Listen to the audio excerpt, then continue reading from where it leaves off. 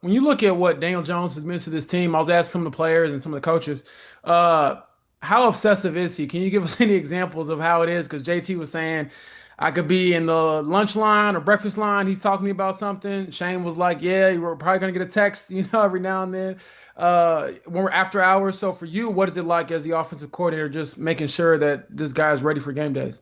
Yeah, as we're putting the plan together as a coaching staff, we sort of have our set of meetings and our weekly schedule that we go through.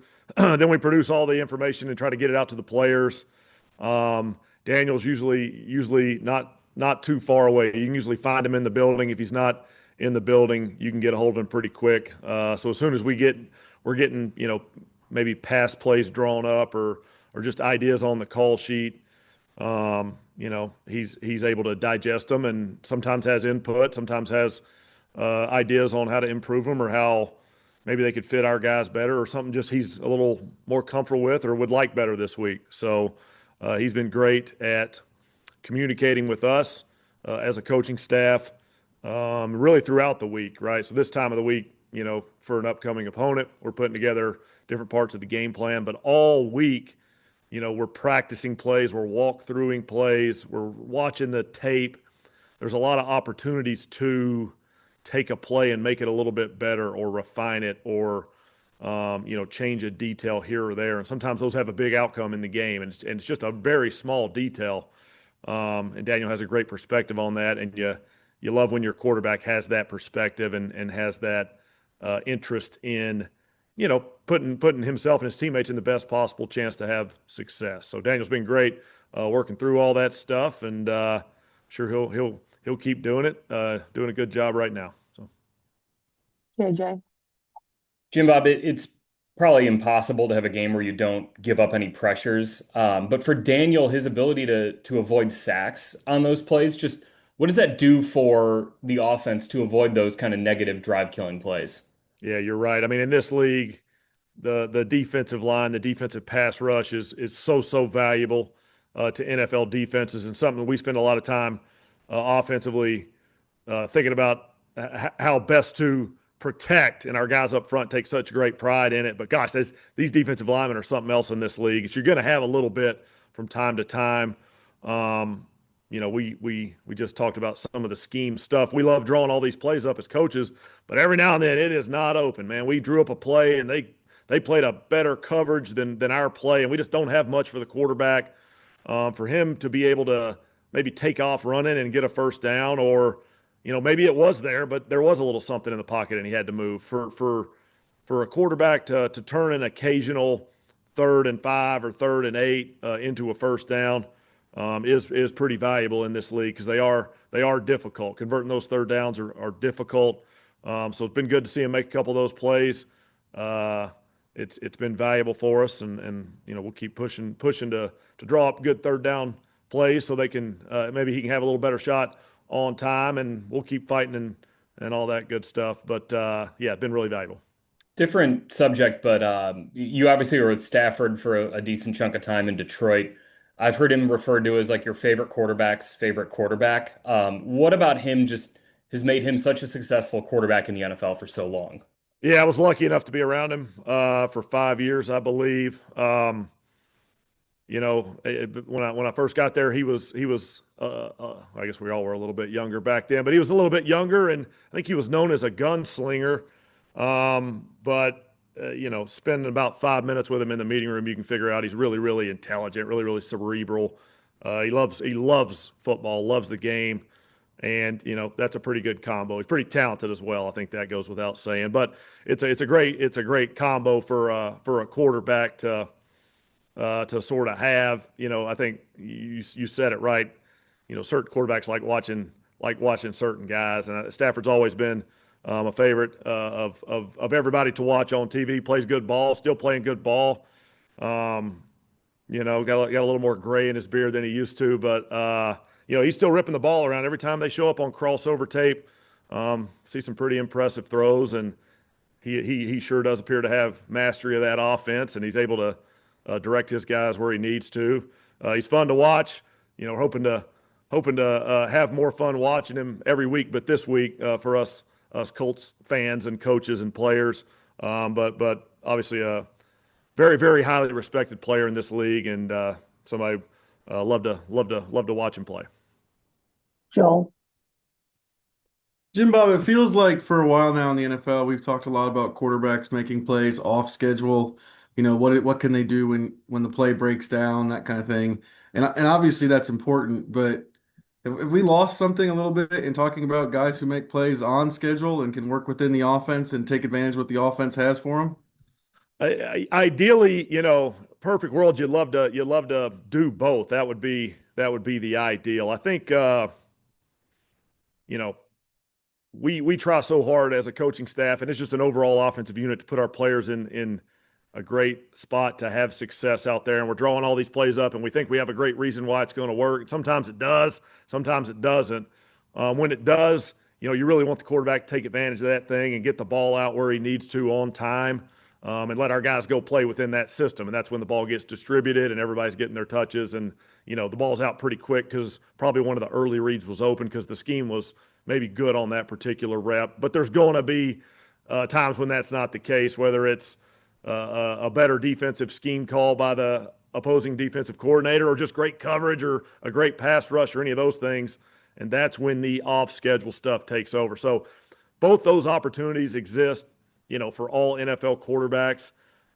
You want to take advantage of both options of that thing. And as a coaching staff for us, gosh, we spend a whole lot of time really trying to put them in the best possible position to be able to play on schedule. And shoot, we hope we got to play up against a coverage that we like and the first read's open or maybe the second read's open.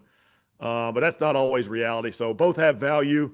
We sure do appreciate when the first read's open, second read's open, and quarterback gets the ball out on time. We get a catch and, keep the thing going. The O-line appreciates it because the ball's out, with some timing, with some tempo, and that's valuable for the whole team. So it all works together. Both those things are valuable. Sometimes the narrative comes and goes based on maybe what's going on in the league or what's new in the league the last 5 or 10 years, and I understand that. But no, playing on time is great when the scheme's right.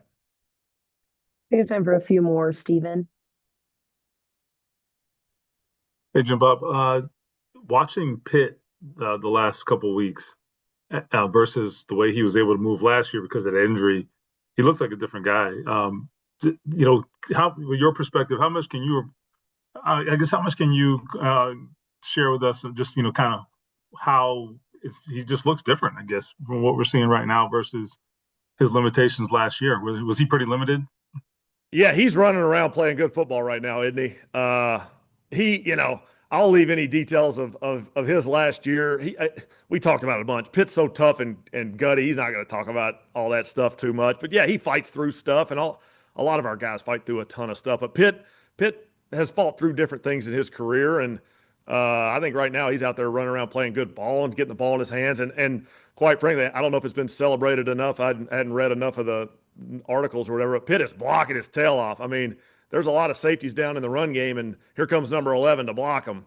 That's really valuable for us. He's out there playing fast. He's having fun. He's playing tough football, catching everything in sight. Just being Pitt. He's just being Pitt. So great to see that. We got to, we'll keep that going with him and, keep moving him around. So he's doing different things in different spots and all that good stuff. Yeah, he's running around looking good, playing good ball. It's early in the season. It's been good to see. Been fun. Does it make it easier for you to get other guys to buy in, and your guys do anyway, but does it make it easier for you to get guys to buy into those other aspects of the game when the guy who's making $20 million is doing it? I think it's so important that your best players sort of encompass the values that you think are important. And there are many roles that happen within a football play, within a football game. Some of them are very unselfish. They don't get talked about much, and it might be wide receiver blocking in the run game. How many articles have been written? Maybe just a few, but not many. How many articles are written about that? But it does matter, right? It does matter for JT popping that run through the second or third level of the defense.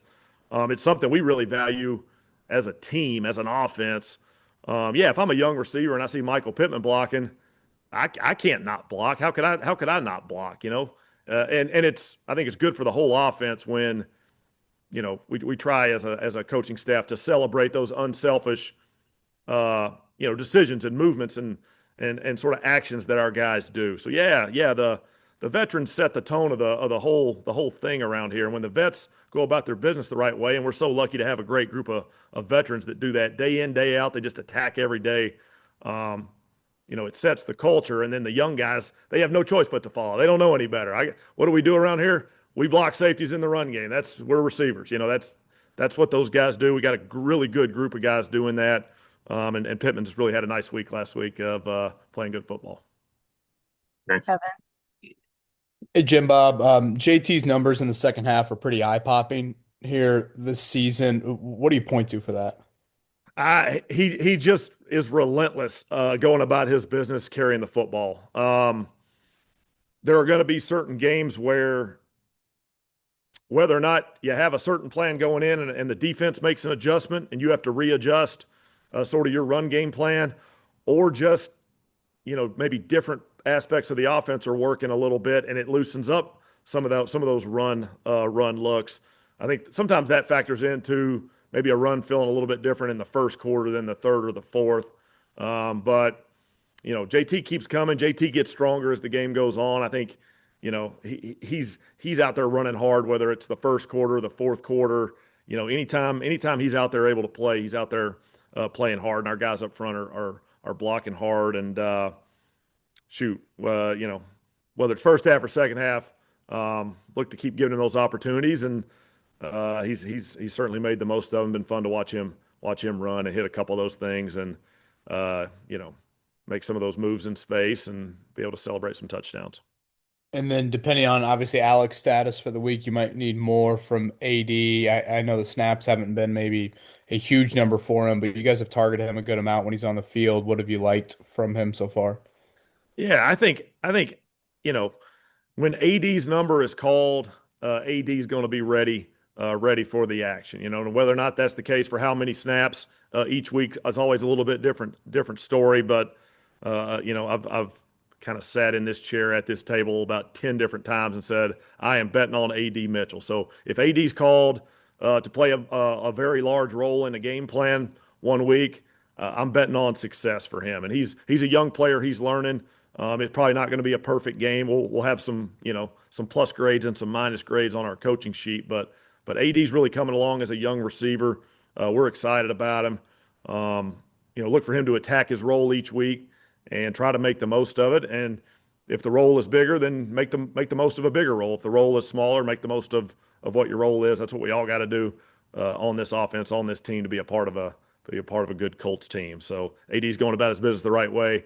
He's working hard. I saw him putting in work just a few minutes ago here on a Tuesday. He's putting in the work that's needed to be put in to go have success. And Chop, you'll have our last question.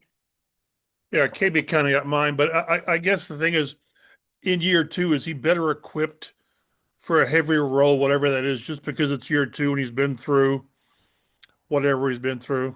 Yeah, I think rookie going to second year is a big sort of career jump for a lot of players, especially in the receiver room. History has proven out that a lot of times guys will really make a jump after that first year. Sometimes it's a comfort level thing. Sometimes it's just offensively sort of figuring out how they fit into the offense, or maybe it's just us offensive coaches figuring out how best to utilize these guys and put them in position to have success.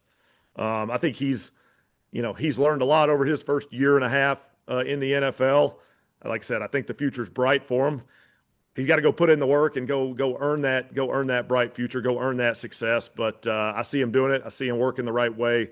I think year two shaping up to be a good one for him. But there'll be some opportunities for him out there. We'll look forward to watching him go try to take advantage of them.